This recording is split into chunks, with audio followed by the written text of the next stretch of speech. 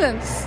They experience violence. Israel didn't start this war. Israel was subjected to the most horrific and barbaric attack by Hamas. Meet Robert Jenrick MP. Former minister, part-time defender of democracy, full-time landlord of mansions, and now, apparently, Britain's leading expert on who deserves legal representation and who should be declared a terrorist for daring to be a solicitor. Jenrick recently launched a Twitter tirade against solicitor Fahad Ansari because Mr. Ansari dared to represent a client, Hamas, using a legal process enshrined in UK law. This from a second-grade politician who owns not one, not two, but 3 homes, a £2.5 million London townhouse, a manor in Herefordshire, and a third property in Newark, the last of which he's claimed over £100,000 in taxpayer-funded expenses for. That's right, taxpayer subsidies for his third home.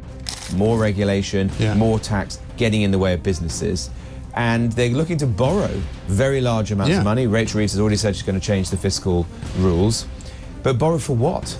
But when a Brown family receives £76 a week in support, he suddenly discovers fiscal responsibility and the sanctity of British values.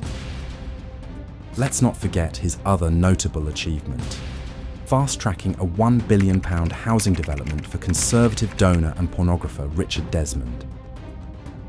Jenrick waved through Desmond's project just before a new tax deadline that would have cost Desmond £45 million. I entirely believe that the decision was the right one. There was no bias whatsoever, and any suggestion of that. Later, Jenrick admitted the whole thing was unlawful by reason of apparent bias. But sure, tell us more about legal integrity, Robert. This same man once demanded arrests for people saying Allahu Akbar. I thought it was quite wrong that somebody could shout What about the Allah last 8 or 9 Akbar days? on the streets of London and not be immediately arrested or project genocidal chants onto Big Ben. Because nothing screams freedom of speech like criminalising an entire religious phrase. When he's not busy attacking international law, lawyers, or the rule of law itself, he's suggesting Gaza be wiped out with phrases like Israel must finish the job.